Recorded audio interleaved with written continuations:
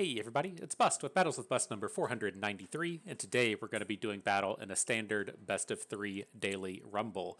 And so I always have the most best of intentions to put together a open prep video before the open actually gets here. Without fail, every single time I forget to do it or the timing doesn't work right or something gets messed up. And so I really pushed myself to get this video together, and I didn't forget, and we've got it. And that's what you're going to have here today. And so if you want to, or I should say, as we say at the beginning of all of our best of 3 videos, if you're wanting to see a more in-depth guide on any of these decks, you can just scroll backwards through the channel. We've covered off on all of these multiple times up at this point.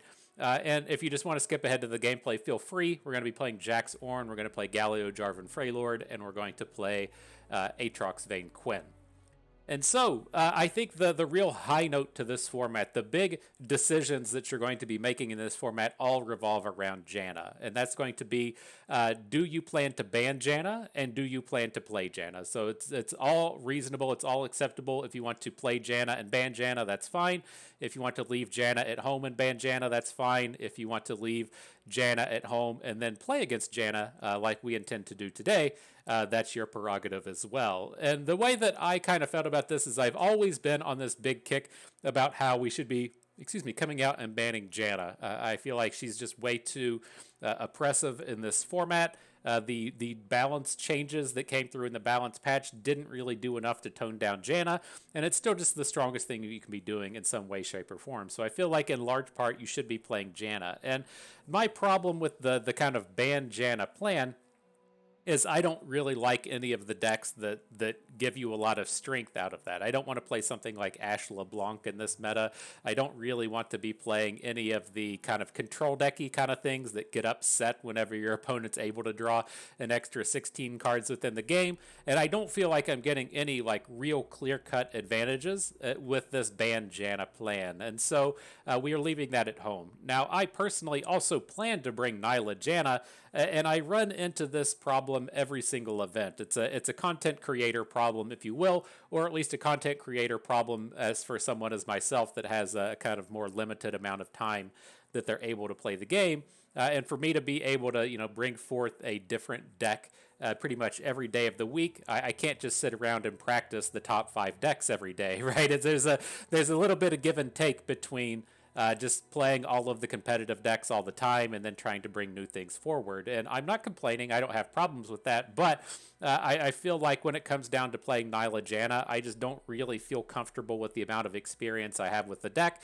I was limited in time with this season anyways. I haven't played too much Nilah Janna, and so we're not bringing it either. And so those are the 2 big things I think to really keep in mind as we look at this.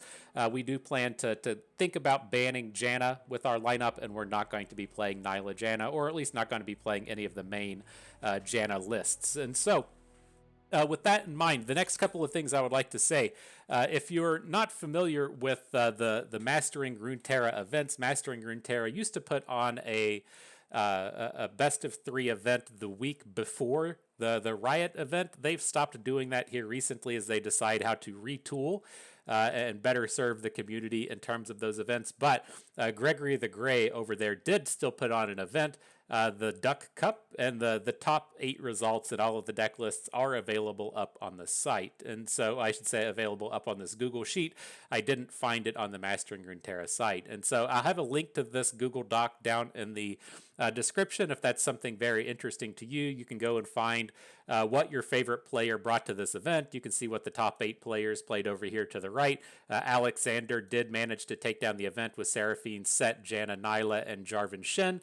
And then some of the top players in the world that at least I'm familiar with, and say 4LW, Grandpa Roji, and Akaido, all played, fairly standard things. All of them bringing Janna to the event. You get to see some comfort picks with the likes of Pantheon Varus and such turning up, but you can probably feel pretty good about taking any of these lineups in to the event, as they do have, a bit of success behind them. Or if you want to just at least go and find who did poorly but still might bring something, if you want to go and look up Donut, seeing him play Nilah, Janna, Teemo, Uni, and Scouts, that's probably a reasonable list as well. If you're not comfortable assembling a lineup, there's a lot of good choices within this spreadsheet.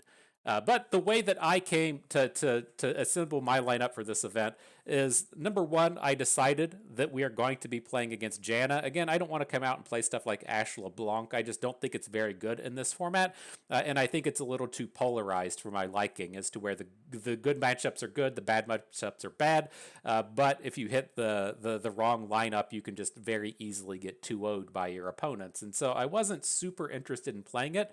The other interesting thing I'm kind of looking to target here is going to be Scouts. And so I feel like this is kind of an interesting exercise that you can do. We're over on Legna's site. This is LLORR-stats.com. It's much easier to just search for Legna LOR on Google and pick it up that way. But what we've done here is we've searched up Janna Nilah, and we've searched up Misfortune Gwen, and then we've set it to where the match win rate is at max 52%. And so these are all either bad matchups or to very even matchups. And then I'm starting to look for, particular decks we like that happen to be good against both of these. And so if you're wanting to look through here and find decks that happen to be good against both, you're starting to see Aatrox Evelynn, Aatrox Kayn, Aatrox Vayne, with Aatrox Vayne being a little bit unfavored. You can start to see things like various flavors of Caitlyn Teemo. You're basically just rolling through here and looking for pairs, right? You're starting to see Galio, Udyr in here. You're starting to see this large collection of Demacia Freylord-based decks. You've got Galio, Jarvan, Gnar, Jarvan, and all this stuff. So that's probably something looking pretty decent. You can just kind of go through and pick out deck lists that look like they target these lineups reasonably well. Maybe you want to play a Lowy Jarvan. You can see that one in here. Maybe you want to play some flavor of Janna Seraphine. That seems to be reasonable against the Janna Nilahs, but maybe not against the Scouts. And I think this is just a fairly kind of straightforward way to pick out the decks that you might want to play. And so for me, as I kind of ran through this, I was looking at Aatrox Kayn. I was kind of okay with it. I've done a bit of work in this format with the 2-mana cultist with lifesteal and trying to put bone clubs on him and stuff. And so that's been kind of on my brain. Aatrox Vayne is fine. That's a deck we've played a ton of. We are definitely looking to play something like Galio Volibear. Not particularly with Volibear, but one of these Demacia Freylord decks is kind of a bread and butter thing for me across the channel. And then as we kind of moved on, you see Jax Ornn down here as reasonable against both of those. That's another deck very comfortable with. We played it in like probably 3 of the last 4 opens. And that's starting to get us, pretty close to stuff that we like to play. Scouts makes the list in here, but I don't really want to play a bunch of Scouts mirror matches. And this looks like a real winner in Shyvana Demacia Freylord, the deck that has the worst win rate almost of all time. But excuse me, nonetheless, that's a fairly straightforward exercise in trying to determine if you're going to say like pick 2 decks that you have to play a bunch against. Then you should be able to have a bit of success against these, especially if you go back and kind of look at a lot of the lineups coming from the Duck Cup. You do see a lot of people looking to play both Scouts and Janna Nilah. You can see Akaido did it, Alexander did it, or Alexander was playing Jhin Sharvan, but lots of this Scouts and lots of Nilah Janna still running through these matches. Ideally, we can find ourselves in a spot to where we're able to kind of pick on those. Up next, the next thing I like to kind of take note of is doing the opposite. And so I've picked the 3 decks that I'm kind of interested in. We've got Jax Ornn, we've got Aatrox Vayne, and we're not playing Volibear, but Galio Volibear is kind of close enough in terms of stats to let us kind of pick out any problems. And the things I like to look for this are to see if there's any like really popular combinations of decks that could probably 2-0 our decks. And so you do see Ashe LeBlanc gives bad matchups to pretty much everything. That's something we have to think about banning. Jarvan Shen is a problem for pretty much everything, and that's fine. Just giving us ideas of things to ban. But what do we think could kind of come in and still be good against these matchups? You start to see things like Ari Kennen, which is an elusives deck. You start to see Teemo Yumi, which is an elusives deck. So maybe we need to stop and think a little bit about elusives. And then you do start to see, excuse me, just like the big brawler style decks. You have Action Pantheons and Action Varuses turning up. Those are things that appear a lot more in best of three and are something that we'll probably need to think about. But where this really gets me is, if our only truly bad matchups are Ashe, LeBlanc, and Jarvan Shen, if we run up against a lineup with both of them, we can ban one, lose to the other, and still hopefully be able to beat the remaining deck. And I don't feel like we have a very terrible matchup space in here to where we should be running into a lot of lineups that just completely annihilate anything that we're doing. And so to kind of tie it all together, we are looking to play these three decks, and then I'm going to look to kind of tune things here to focus a little bit more towards some updates that have recently come into the meta. I think if we are going to have a deck in our lineup that can get 2-0'd, it's going to be Galio Jarvan. I cannot recommend playing Volibear in this format. He's just way too slow. You're never going to be getting into these turn 8s when you drop Volibears. It's just way too inconsistent to actually work. But I've been quite happy with Jarvan, and where I was going is like the things that people are starting to attack this deck with are decks like Jinx Kennen, which has had a bit of a resurgence over the past week. Things like Teemo Yumi, just the elusives deck. Things like Fizz Freylord are starting to pop up, another elusives deck. And so the kind of tweaks and edits I was looking to make to these decks were to have access to things that can deal with elusives. And so we're going to have Omen Hawks and Blocking Badger Bears, the full sets within our Jarvan Galio deck to help kind of combat the decks that are trying to take it down. Our Jax Ornn deck is going to be playing the full 3 copies of Omen Hawk, and then you don't have access to these cards within the Vayne deck outside of the Blocking Badger Bear, but we've certainly got our 3 copies here. And so that's what we're kind of trying to look to, warp around this meta and still have a decent shot with. And so, in terms of the deck list themselves, nothing too crazy with Aatrox Vayne. We mentioned the 3 copies of Blocking Badger Bear.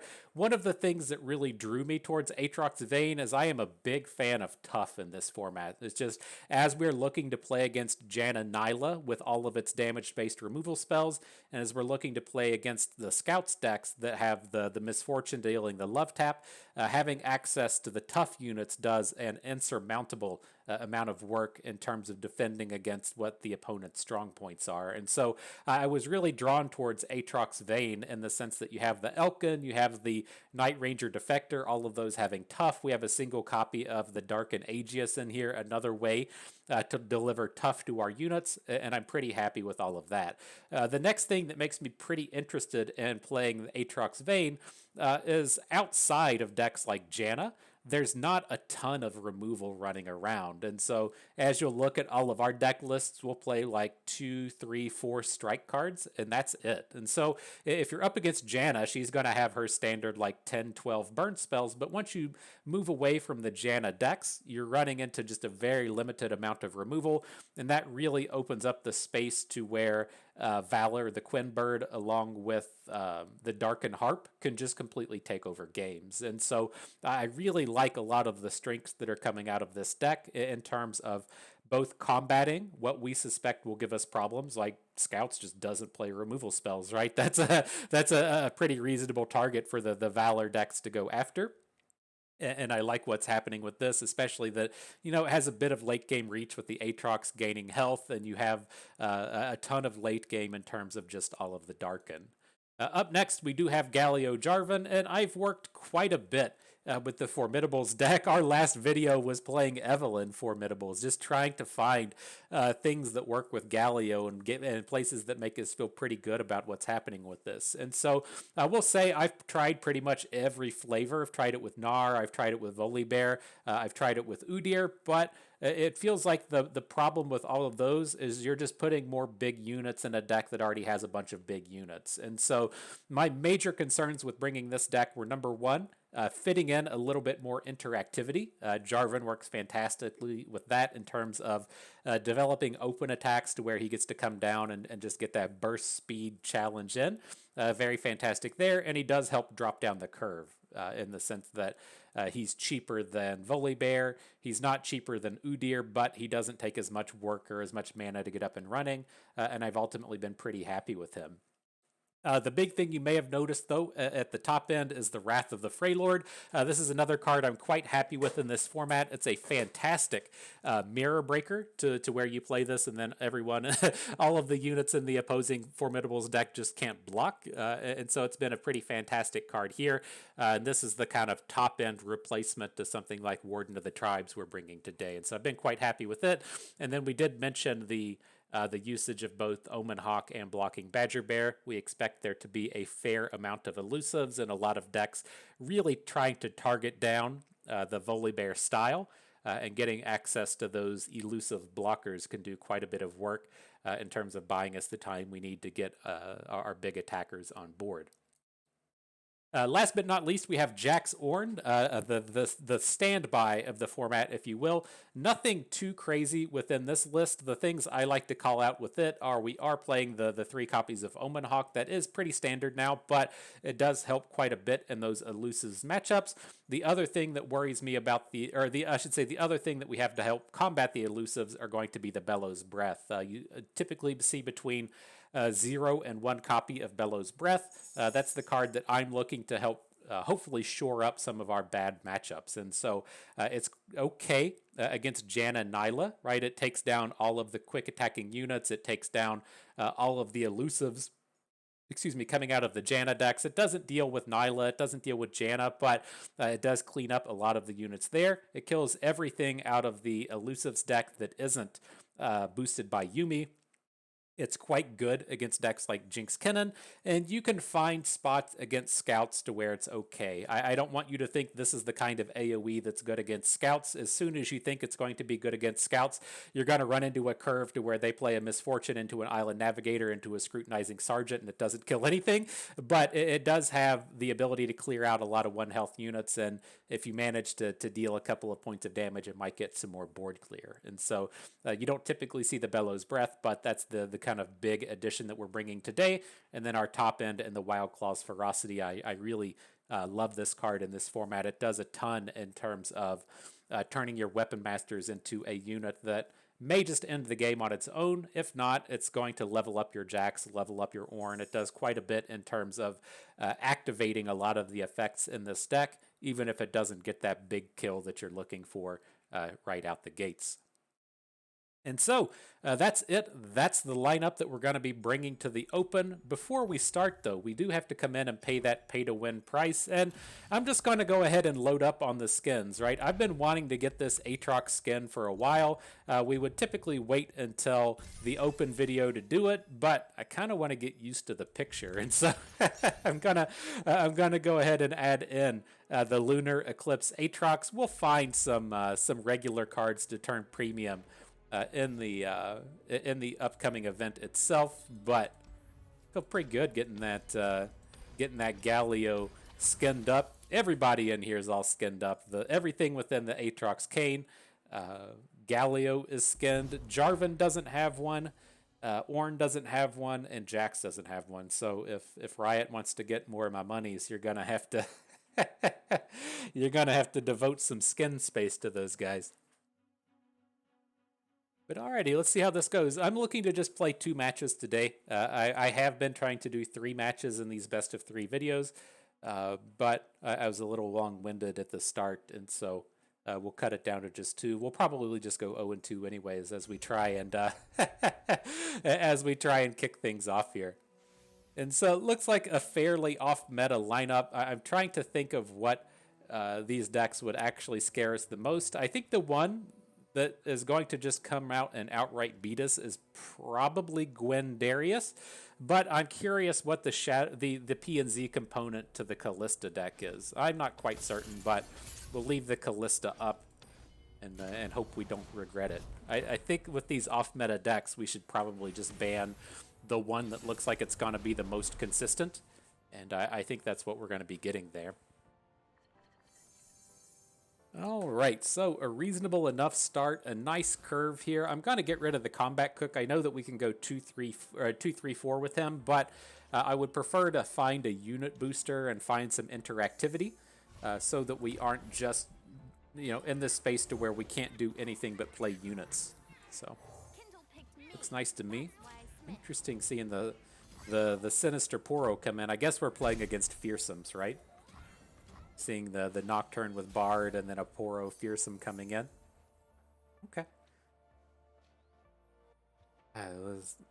This Jax has to be safe, right? There's nothing that's going to kill Jax here. I worry about dropping him because our hand doesn't really do too much after him, and I'm kind of envisioning this more curve heavy, stat heavy draw to where we play the Artisan here. It still gets a fine combat. We can play the Castaway and get the mana, and then as we cycle into turn 4, we could get our first Jax attack in and maybe give him more bonus health. But I think this is okay, dropping him early. So we'll go ahead and take the damage from the foyer. Not that scary. And then I'm leaning towards open attacking. It's tough for us to find equipment onto the Castaway that are going to let him do reasonable damage. I mean, yeah, I guess the other angle, though, is we can just potentially flip our Jax here. Let's go for that. We need a 2-attack thing. I'm going to take the Pana Pain just to be a little bit more defensive. If we flip our Jax, then we don't particularly need the Overwhelm one. I don't know. Maybe we should have just gone for Overwhelm. I was thinking specifically in terms of that unit that we were just about to generate. Like, my major concern here was making sure we get to attack with the 12 power of Weapon Masters so that we guarantee the Jax gets to flip, and then if he has an interactive to take down our Castaway, then we can't do that. But, regardless of that one, we still had this 4-1 Castaway just hanging out over here. And we wanted, regardless of how protected our new Castaway was, we didn't have a great way to protect the old one.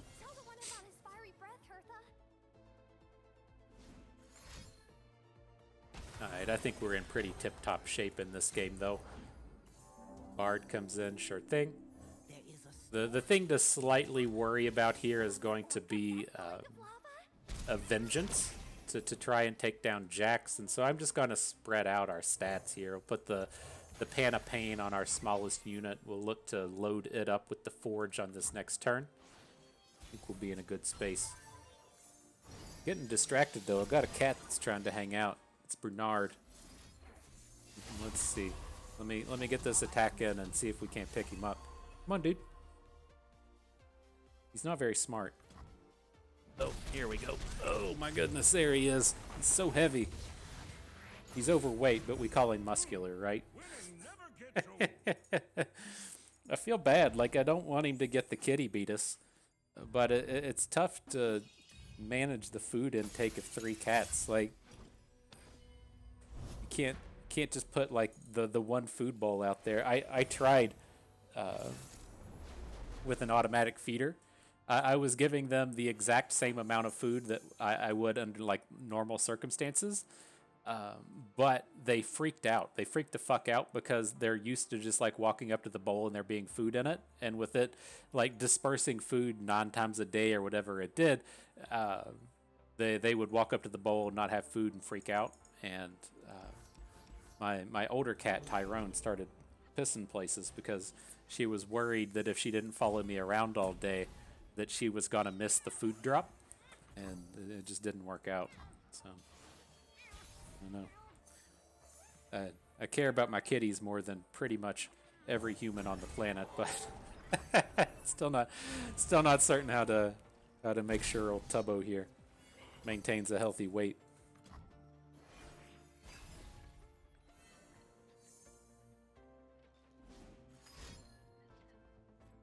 Poor guy. We just say you're muscular. We just say he's muscular, and that's why he's so heavy. He's heavy like Arnold Schwarzenegger was heavy, right? What is this? He's attacking with this guy?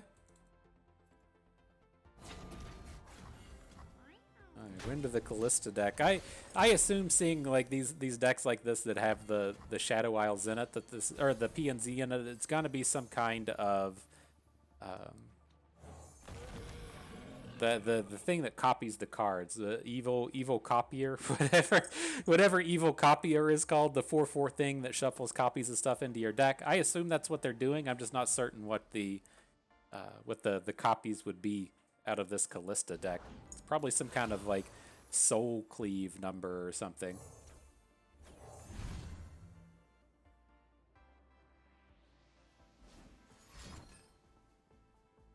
Sure. Oh, he just killed the whole thing. I thought he was going to be killing the equipment there. Okay. Things are going fine. This is one of these games to where it looks like we should be able to just build up to a champion's strength. He's not really doing anything. And if we just take a 2-bank into the next turn, we'll have it. So, let's see what we can do. He's going to have 1,000,000 cards, that's for certain. Sunken Temple out here doing its thing.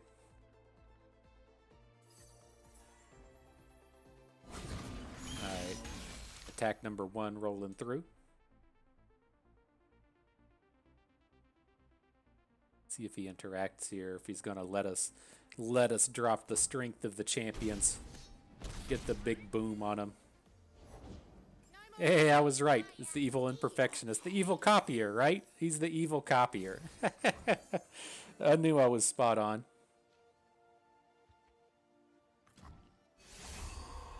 Alright, all of our units got to grow. He's got to answer everything now. I think we're going to be in good shape. The Dark Wraith, okay. That's what the angle was with the copying. And that's enough for a victory. GG. Kitty approves. Thanks, Bernard. He says, nice victory, Bust. You're a fantastic cardsmith. All right, on to the next one. And so I wanted to show one more thing with the stats site. This is a much better lineup to see it, where we have Nilah, Janna, Ashe, LeBlanc, and Shen, Jarvan. These are going to be common decks, and so you can just type all of these things in here. The Nilah, Janna, where you at? And then Shen, Jarvan. And so all of the decks should come up along the way. I think I still have the matchup things messed up for some reason because Nilah is not turning up. But it does give you a pretty reasonable way to take a peek at all of the decks and kind of come up with a ban. And as we have these decks here like Shen Jarvan, that's just a neg to everybody across the board, that's the one that we're going to be dropping the ban on. But if you're not certain how to handle a specific pick or ban, it can make things a little bit easier on you. But pretty strong lineup into our deck lists here.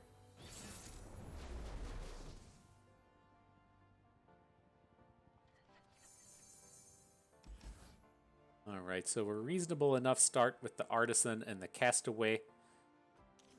I'd like to find another unit booster to go with them, but one problem at a time. Uh-oh. He's got his Omen Hawk and we didn't get ours. So unfair. So unfair. There are stories in the ringing of steel. The craft sings. All right. No Trifari and Glory Seekers rolling through. Let's see if LeBlanc comes down now. Oh, interesting. Just the nothing to do, huh?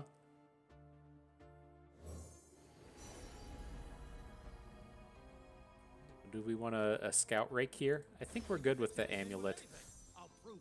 Just these units have such low health, it's pretty tough for them to actually get strong attacks in. Oh, and then as we immediately draw Wild Claw's Ferocity and we passed up on the scout. A bit unfortunate.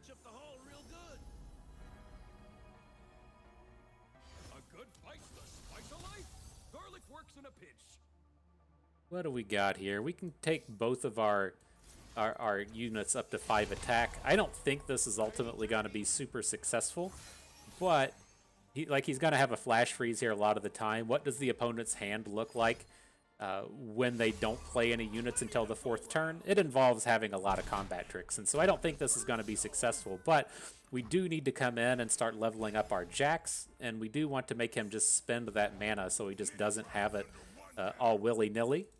And then I still think this gets us in a decent spot in terms of, we can just replay the equipment on something else. But here, since we do have the Wild Claw's Ferocity in hand, I'm going to try and push hard on this Combat Cook, see if we can't find the Scout equipment or something strong with it, so that we can get in a big attack next turn.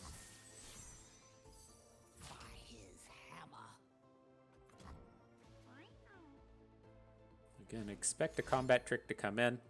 Not a big deal.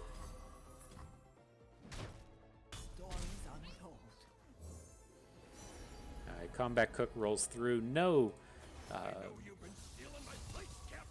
Scout Rake, but still feel pretty good about the quick attack coming in for our guy now. Ooh, and Jack's turned up. Want to line up for your beatdowns or go all at once? We don't have any combat tricks. There is, I guess, some argument to say, well, I don't want to be dropping Jax here since our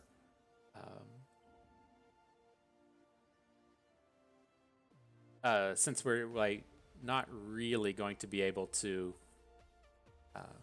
threaten too much with this Combat Cook, but I think the Cook's the only attack we're going to be getting in this space. Everybody else is going to be too small. He's got this 7 health Hearthguard out here that we have trouble attacking through. Another reason we should have just held on to Jax, right? say, watch me play this Jax and then not attack.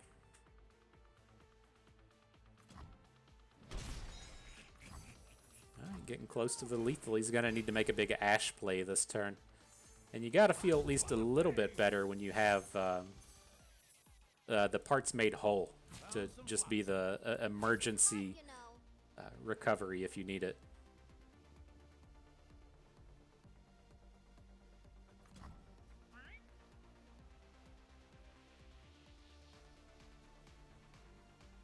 Are we gonna get Battle Furied? Okay, I guess we should have considered how we actually lose this game. Battle Fury could be on the table. All right, that wasn't so bad. I do worry about a Harsh Winds on this next turn as well, but we only need to do 2 points of damage.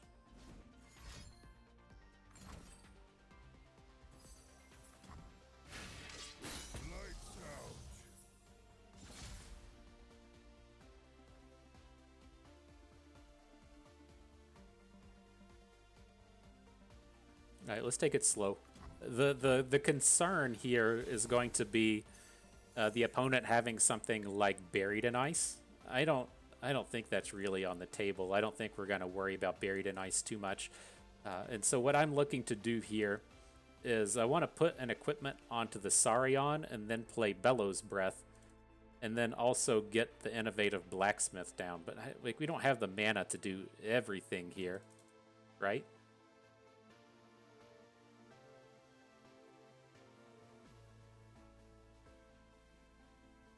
So it's basically we need to be coming in with 2 units.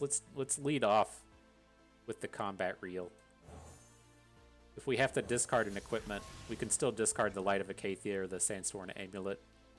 Not too worried about those. I want to see how much mana he spends and what it looks like he's doing. Iceveil Archer's a bit of a bummer.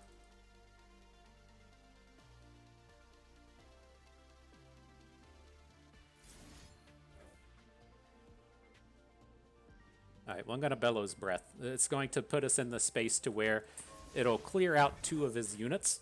Right, it's going to kill the bird and it's going to kill the 3/1. And then if he has a singular flash freeze here, it's okay, right? We can attack with the Saurion. It gets flash frozen. Then we can still follow up with the Blacksmith, and we have the parts made whole to discard an equipment. But let's see how this goes. regular flash freeze, not the Ashe flash freeze. So we have a choice here if we want to protect this Sarion. I'm not going to do it. This Ashe is going to flip next turn. Oh, she is going to flip next turn. I want to have the combat trick to give her some the stats so that we can then block. And so we should be able to generate 2 blockers in the middle of combat here, right? He's going to attack with Ashe. He's going to flash freeze the Wild Claw. We can then Sky Split back onto the Wild Claw so it has 1 attack. And then we can Parts Made Whole to get a second unit on the board. My aim is true.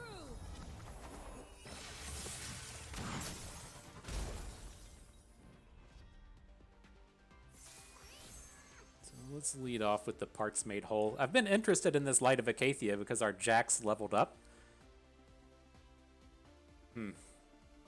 It's like I guess the combat reel, it's probably less important at this point. Or the Sandstorm Amulet's less important since we have this combat reel and then we have the Overwhelmed Light of Acacia.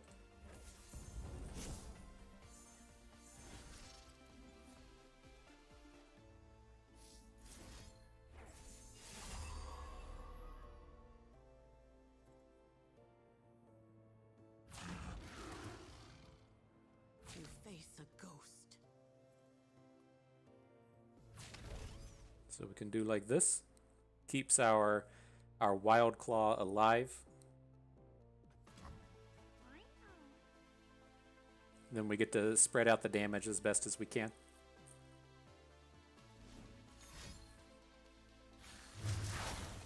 Sure. Why would he Harsh Winds here?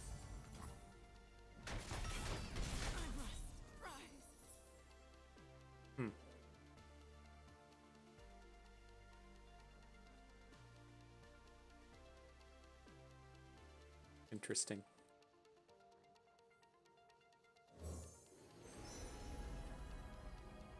This all we got? Hey, I've done more with less. Alright, we'll pick up the Pot of Pain for the Castaway. Get some... Ah, okay. I guess that's why you would do it. Damn. Okay, I guess that makes sense as to why would Harsh Winds. Is like that doesn't do anything. Alright, GG. Ooh, that was close. That was right on the edge of being able to take down such a bad matchup. That's such a good spot to be in if you're able to take down the win and the bad matchup, and then you still have a 40% chance to beat it with Aatrox, and then you have the more coin flip and the Janna Nilah match here. Ooh, those are the ones you got to come out and win if you're gonna go deep in one of these events.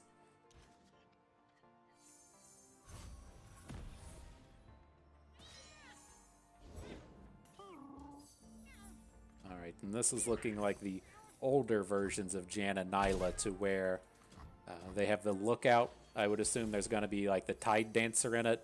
The newer versions have moved into playing the Elephant and playing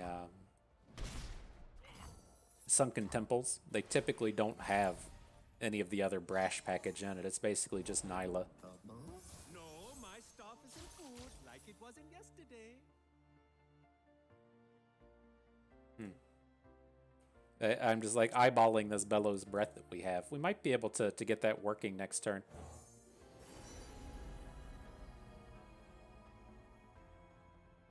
You can fix anything with anything. I'll prove it. This can be fun. Watch.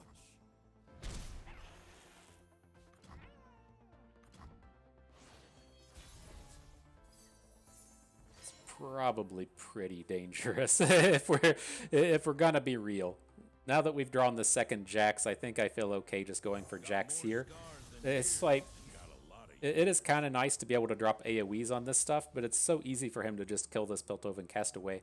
And so I think I just feel quite a bit safer boosting up this Jax, especially now that we picked up the Counter-Strike. And then we can look to go for the AoE next turn.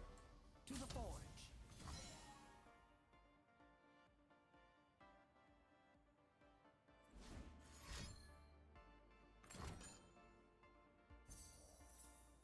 Okay.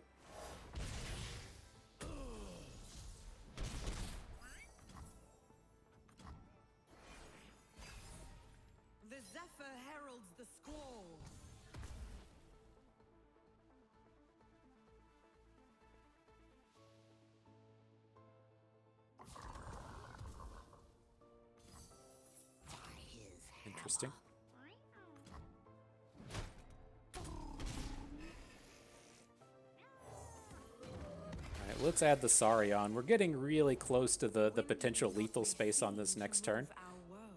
We can equip the Saurion and then get our Jax to flip. I don't want to come out and equip it though, while we can be protected with the counter strike. I'd love to see him spend a big removal spell onto Jax and then us be able to protect. You got nothing I can't handle.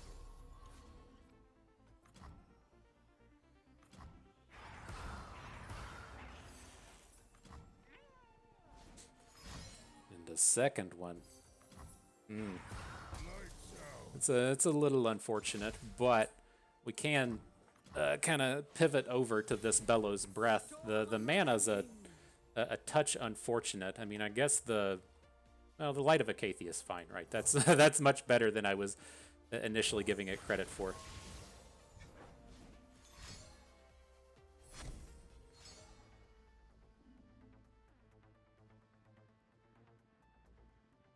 But we got to clear this board out. I'd like to entrancing lure down the Janna, but it's not going to be in the cards. Oh my God, is he gonna ace our Saurion?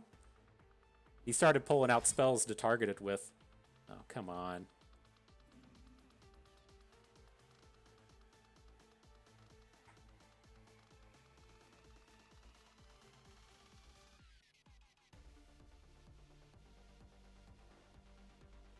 It's just quite the big draw to hit to play the 2 removal spells on the previous turn and then immediately pick up 2 more removal spells. I mean, we can protect the Saurion with the 3 sisters, but when you start taking this just big mass of damage, it's such a problem. I think we're just kind of stuck playing the Bellows Breath anyways. And then if he has the removal spell to kill the Saurion and he's left with just Janna, fine, I guess. I don't think there's much more we can do about it. Yep. So he'll get to draw all of his cards, but we're not going to just get immediately aced next turn. And then we do have, this is like a +4 attack Light of Acacia. We have the double blacksmiths to start gaining a bunch of health back.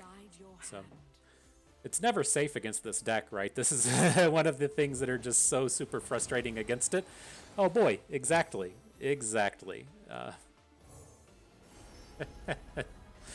Such a joke. 2 cards into the Tide Dancer. Oh, the free unit and then the Nilah. Gotcha. Is she going to be flipped? Fortunately, Nilah's not going to be flipped. She's 2 cards short at this point, so we'll be able to get a block at some point. And then we do have this, like, catch in hand for the Light of Acacia, so we might be able to get a real zinger on him here.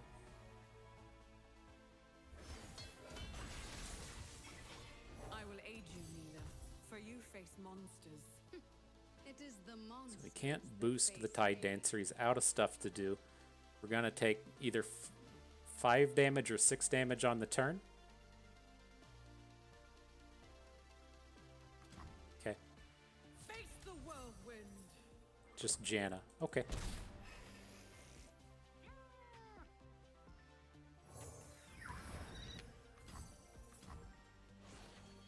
A gentle breeze to ease So the bummer in this space is we don't... Was this Light of Acacia an Overwhelm? Can't remember. Our Jax did flip, right?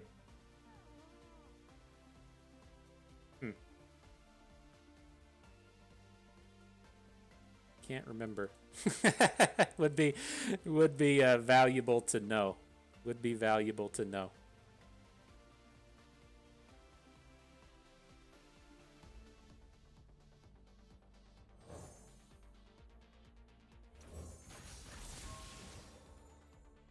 All right, he doesn't have Overwhelm.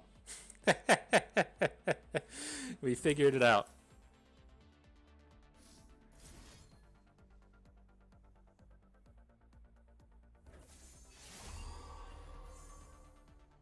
And a fish fight.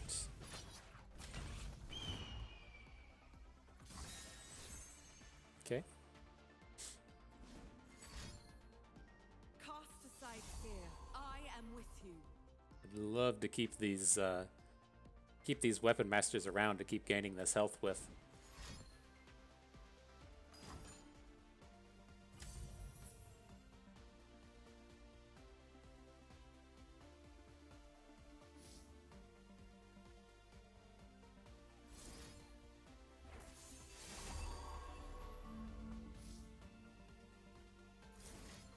is a pretty greedy no block as well. So I wish we had the tools to just crash through with the remaining damage on the Omen Hawk, but we would have only had a max of 5 damage from our burn spells. More draw 2s, not really surprised. And are we just dead here? We're going to take too much brash damage. We can still block the Tide Dancer, but always awesome seeing your opponent draw a million cards. Looking for a sign. There are storms in the ringing What a of joke. These cards are such a joke. Wow, he's not hacking yet, though.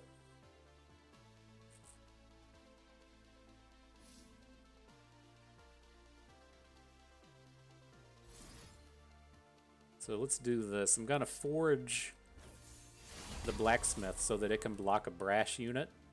And then I think we just have to let him do the Tide Dancer thing. We can block all these brash units now. It's just if he gets the, like, it's if he has all of the brash units and then shrinks our board with Nilah, we're not going to be able to block anything. But if we just take the Nilah off the board, we can still block this stuff.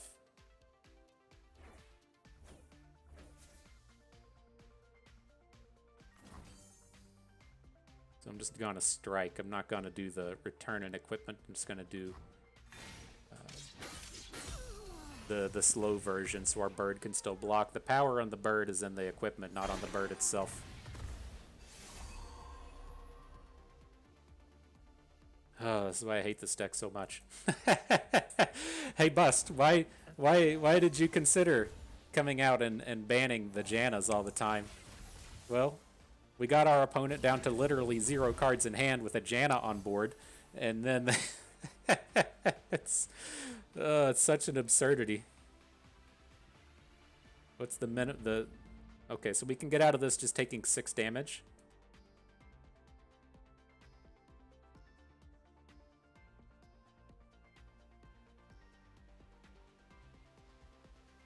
Let's see.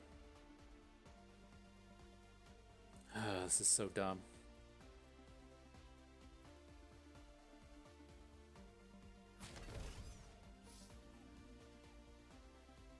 So we'll protect the weapon masters where we can.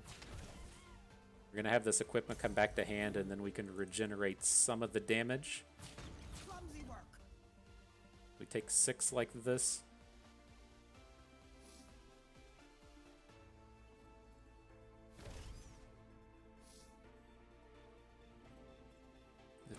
We can't fall to 2 against this deck. What a fucking game. What a game. It's so wild to get yourself in those spots to where you just seem so far ahead. Like, I know that a reasonable amount of the time, the opponent's going to take their draws with that Janna and be like, oh, cool, it's a Master Lookout and a Windborn Mariner. I guess I lose. But, like, these games to where they just fucking nail everything right out the gates, hitting card draw after card draw after card draw are just so frustrating to have to deal with. Well, let's see if our top deck's enough to take this down. That Light of Acathia is going to give him +4/+4. We'll go up to 5 health, so he's going to need 2 burn spells or 3 burn spells to take this down probably. He did play Blowback earlier, which you don't typically see. Always got what I But if it's things like Mystic Shot and then the other Lies in others, not yourself. Divine Whirlwind kind of thing, Your wickedness shall not should be okay.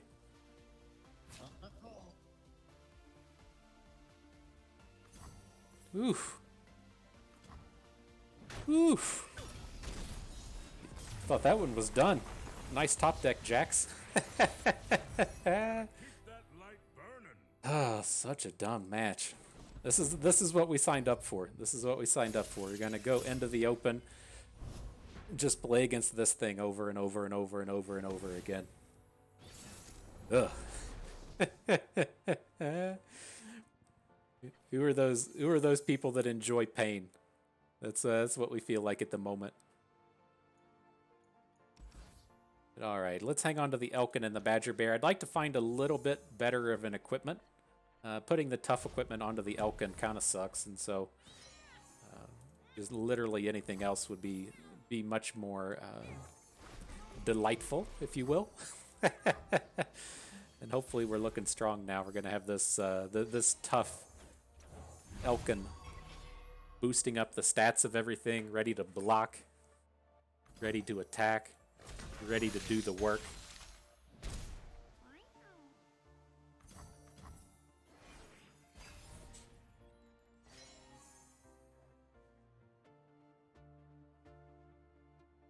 It's not a bad curve.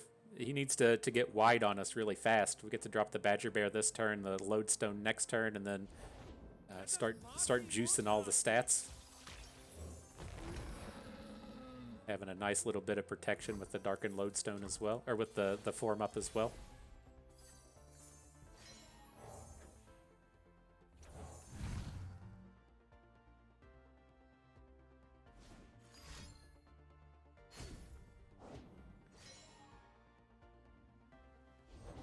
I'm here in Janna's And Mariam. He held on to the Tide Dancer. Not something he's going to be able to use anytime soon. not another step.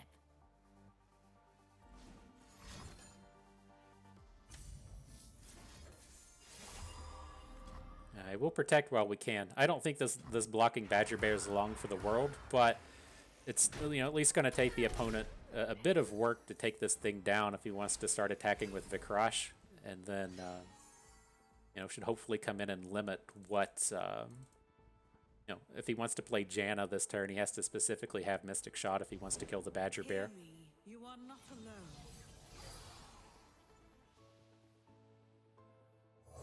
Let's do this. I'm going to add in Vayne so we go ahead and get the tumbles. I assume he's going to kill the Badger Bear, right? And then that's going to open us up to having the additional equipment in hand for the Defector next turn. See how you handle this.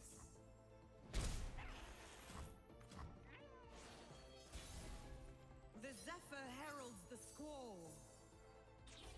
And then we just pick up the big Vayne. But the thing that the other Vayne gives us is now as we attack twice with the Defector this turn, it's going to give us the 1 mana Condemn, which we can then use to hopefully shoot down Janna. To move our world. Leap of faith, huh? You'll catch me, right? You got to make him fight through all this tough, right? If our Defector didn't have tough, he could just block it with a Mariner, then block it with a Mariner. But if he's dealing 3 damage over and over and over again, it's going to take 4 separate cards to get the takedown. My tempest shall punish the wicked. Oh, it's like I knew, I knew we had this giant Vayne in hand. Not going to be able to play it though. Let's see if we can't take Vikrash off the board here. I have low expectations with Valor, but if we can get the elusive off, I think that'll help. Nah, not a chance. Cast Okay. aside fear. I am with you.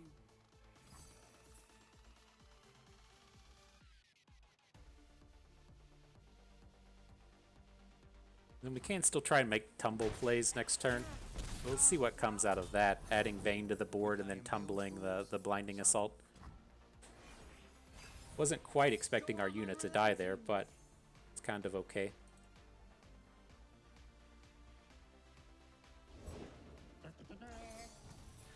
Those who kill innocents are no more than fiends. In you, I see my will made manifest. Janna, your wind makes my burdens lighter. Is it worth going for the Blinding Assault? It just doesn't really do enough. Like, if we go for the Blinding Assault and the Condemn, it's not going to be enough to not have the mana to do everything we want. The time for calm has passed. Now the tempest awakens. He's got 2 cards in hand. Alright, well, I'm going to do this. I'm going to go ahead and just protect the Vayne. I cast thee out. Okay, and then if we can open with the Valor next turn, take one of these small brash units off the board. That might get us a little closer to where we want. Just the kind of oddity in this space is if we pick up a 8 mana Darken next turn, we really want to play it. But if we play the 8 mana Darken, we can't condemn. Yep, that's fine.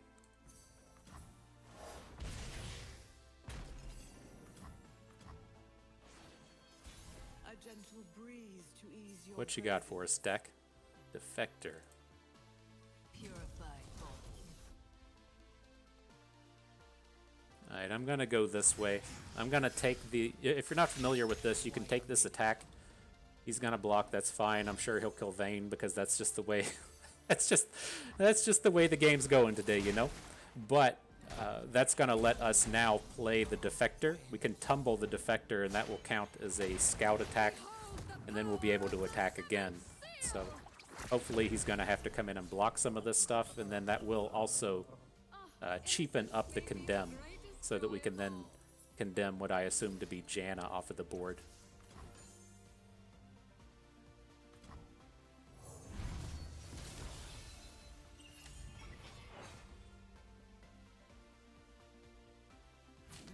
Away with you. I was just expecting it. I was like, oh boy, here comes the removal spell. Why not? Why not just have it every time? Why not?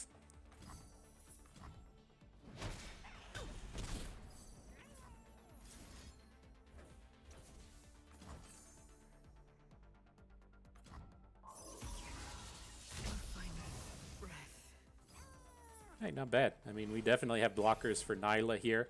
If we pick up like any equipment, well, just about any equipment, we can draw Aatrox off of it. That's an interesting attack, isn't it? There's like a very real reason there to want to pick up, or I'm sorry, block with the Defector, so that we can get the equipment in hand and then play it. But having the Scout here is just so good. Gives up. Okay, I was gonna say, I'm not certain where the World Ender is at this point, but it feels like it should cost like 2 mana. Whew. Alrighty. GG. Well played. Victory unlocked. And so, I mean, that's the lineup. That last match is stressful. That's what we're gonna be getting ourselves into. But I think it did kind of showcase some of the things that I think are interesting in terms of having all of the tough cards against Nilah Janna. Does quite a bit of work there. Again, the version of Nilah Janna I expect to see more. The one we saw there was kind of like Nilah Janna from the initial Fates Voyage Onward patch. Like the, without fail, the most common version now is the one playing Sunken Temples and the Elephants. And they give us a little bit more time to build up and get things going, since it doesn't have nearly as many of those aggressive elements in it.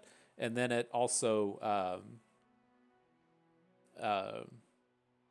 it's just I think I had another thought there that's slipping me. It does tend to play heavy metal, but which is a bummer. But it doesn't play stuff like Mystic Shot, and so you have a little bit of give and take in terms of the removal. But otherwise, yeah, I'm ready for a day of 7 to 9 stressful rounds playing against Nilah Janna over and over and over and over and over again. I'm sure I won't get upset at any point in the day. Everything is going to go just fine. And so that was the lineup. Good stuff. I had fun with that. I hope you did too, because that is going to do it for us today. So hope everyone enjoyed the video. Hope you maybe learned a thing or two along the way and you had a good time watching. This is Bust, and we thank you for being here.